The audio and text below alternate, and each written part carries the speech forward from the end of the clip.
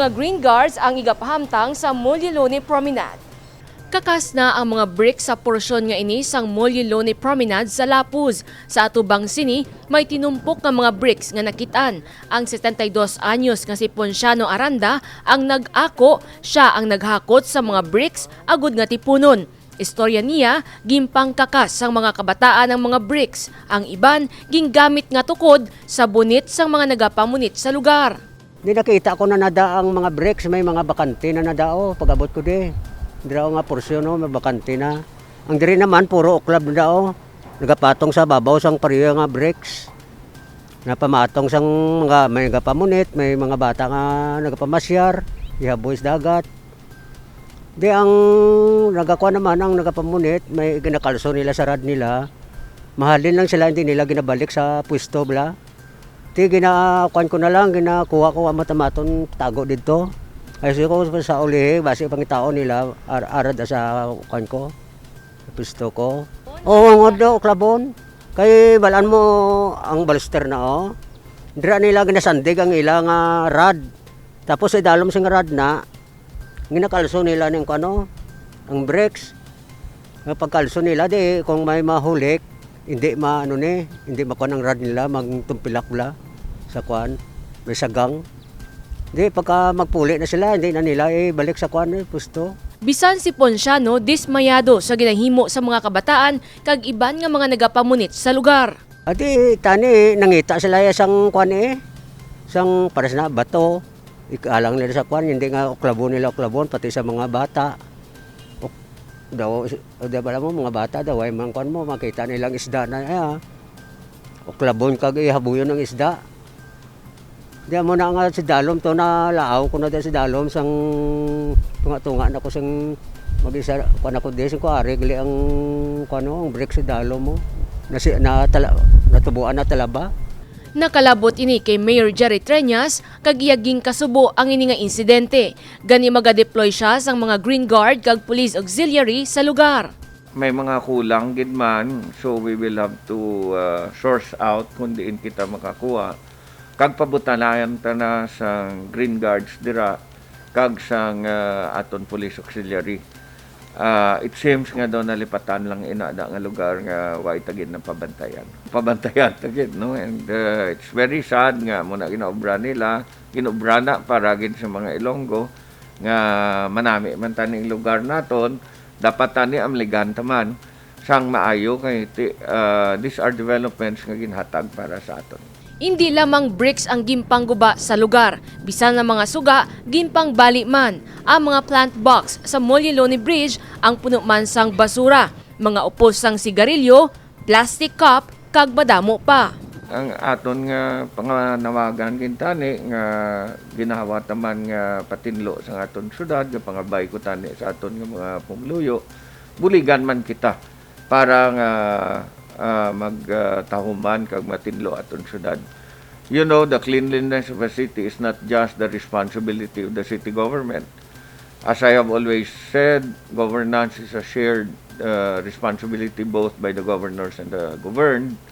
And if we want to have Iloilo City as a livable city or one of the most livable cities in the Philippines, we cannot do it alone. Sa gobyerno hindi namon maobra nga kami lang maobra sini, dapat bululigan ginaton. Nagalaong mga alkalde nga magkooperar ang tanan agud mapadayon nga malimpyo ang syudad sang Iloilo. Jennifer Garcia Hernandez para sa Level Up Patrol. Iloilo City nakakuha sa may pinakamataas nga numero sang fully vaccinated children sa bilog nga Western Visayas. Tuig 2020 sanggin pa idalom sa Enhanced Community Quarantine ang bilog nga pungsod. Isa sa mga naapektuhan nga programa sang gobyerno amo ang immunization program. Apang sanggin panubuan ang quarantine status, partikular na sa Iloilo City, wala naguyang sang tiyempo ang mga taga Iloilo City Health Office. Bisan sa panahon sang pandemya dala sang COVID-19, kapin 7,289 ka mga kabataan ang nahatagan sang bakuna para sa preventable diseases sang tuig 2020. Sa listahan sang CHO, kapin 86.23% ang fully immunized children sa syudad. Mas mataas sa 80% sang tuig 2019. 3,770 diri ang mga lalaki, kag 3,519 naman ang mga babayi. May 5 kasahi isang bakuna ang libre nga ginhatag sa mga kabataan, 9 kabulan tubtub 1 ka tuig. Ini nga mga bakuna ang pangontra sa diphtheria, pertussis, tetanus, hepatitis kag Haemophilus influenza type B. So matawag nato ang bata nga fully immunized kung kabaton siya sang bakuna nga pentahib ginatawag nato nga 3 ka dose kag ang measles sa edad nga 9 months kag 12 months. So ang pentahib anong unod sina may diphtheria na, pertussis, tetanus, hepatitis B kag ang Haemophilus influenza type B. Amo na sila ang 5 nga ina-inject sa isa lang ka combination nga vaccine. Kag ginatagaan taton sang oral polio. 3 ina ka dose. So ang gap sina is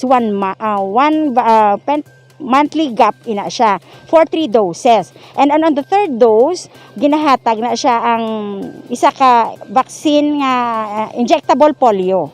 And then 9 months ginagaan sang MMR, amo na measles, mumps, German measles. Kag magsulod sa sang 1 year, ginagaan another dose sang MMR. So kung mabato ni natanan sang bata, amo na tawag nga fully immunized child. So fully protected na siya. May mga strategiya nga ginpatuman ang CHO, rason nga nangin madinalagon ang ila immunization program. So ang Iloilo City nakakuha siya sang fully immunized child by the year 2020 nga 86.23%. So what's our best practices, no? Ang ginahimo is weekly validation and monitoring. Let's say for example, kung may ara nga bata nga inog schedule sa sini nga week kag hindi siya wala siya kakadto sa center, gina-follow up gina siya para sa the following week mabakunahan siya. And monthly or weekly or monthly gina-monitor ina kung pila pa ka percent o pila pa ka kabataan ang lalagson sa para maka fully immunize ang bata. And then ang ginapasa nila ang mga report sa mga district nato nga nurses sa amon nga nurse supervisor sa nga immunization program kag dila man na gina-validate kag gina-monitor sa kada district kung pila pa ang lalagson. So amo na gina-push ang kada senior nurses down to the staff nga oy may kinahanglan ka pa nga defaulters ka pa nga kabataan, may amo ka pa nga percentage nga lalagson. Sa pihak sini, padayon nga ginaengganyo ni Doktora Anseno ang mga ginikanan nga suportahan ang immunization program sang syudad. Libre ang immunization kag mahimo nga magparehistro ang mga kabataan sa edad nga 6 ka bulan. Ang amo naman nila kuno nga ang health system is ang reflection sa mga political will sa isa ka leader. So kung ma-healthy ang aton kabataan, healthy ang community, nami ang pagpamalakad. So ma-appeal ko man na nga tani ng puyisan sa mga sa barangay nato, mga barangay kapitan, it encourage gid bala ang mga nanay nga mag-follow up sa mga bakuna sa ila kabataan. Para nga less sickly ang kabataan, healthy man ang community. Kaya kung masakit ang mga bata, huol man sa mga ginikanan, huol man sa trabaho, absent man ang nanay. So, kinanglan, i-take care ta ini sila. Samtang gahatag kita sa mga libre nga bakuna, which is the most practical way and effective to make our children free from these vaccine-preventable diseases. Subong nga tuig 2021, targets ng CHO nga mahatagan sang preventable diseases vaccine ang 9,074 ka mga kabataan. Dane Raffles para sa Level Up Patrol. Comprehensive Land Use Plan sang Iloilo City ang natapos na. Final draft ang ginahulat na lang nga maaprubahan. Ginahulat na lang sang Iloilo City Planning and Development Office ang pag-aproba sa Comprehensive Land Use Plan o kung CLUP sang syudad. Ini matapos ginsumite na sa Department of Human Settlements and Urban Development ang final draft sang plano. The comprehensive land use plan, when this was crafted, works on the vision, is anchored on the vision of the city. Kumadumduman nato no when Mayor Treñas assumed leadership of the city in 2019. There was a banner program called by 2029, Iloilo City would be a top 3 highly urbanized city in the country. Ang Comprehensive Land Use Plan amo ang ginapananaw nga plano para sa syudad sa masunod nga 9 ka tuig. Sa tunga sang pagplano, may mga pagpanghangkat nga naagyan ng City Planning and Development Office bago mahuman ang final draft sang CLUP. Halos 3 ka tuig kag nahuman ini, dugang pa sang kabudlay nga gintugas sang pandemya.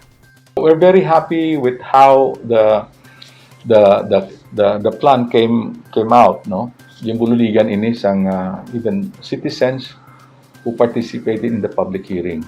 In fact, ang isang reason nga ang na-delay kita jutay, no, because as we went about para sa aton consultations, which was very very difficult for the past siguro 2 years na nino nga nag-pandemic kita, and so it was not possible for Iloilo City government to take on its usual strategy at planning, which is consultative. Nablang face-to-face with workshops and all, because sa una mo gid ang atong ginaobra, no, with Mayor Treñas. Nag-gather ang mga barangay leaders and then representatives from the communities. Ginpasalamatan man sang talatapan ang mga dalagko nga institusyon nga nagbulig sa pagpasad sang sini nga plano para sa syudad. Kaangay na lang sang National Resilience Council, Ateneo de Manila University, Manila Observatory kag UP Visayas. Ang mga ini ang nagbulig sa paghimo kag pagtuon na tuhoy sa climate disaster risk assessment sang syudad. I think the mayor works with that kind of a philosophy nga better plans, better city, better life. And so, ang aton ini nga benefits makuha from how the plan is laid out, no, is sectoral, no? It comes as a holistic na development that takes care of social development, economic development, environmental stability, good governance.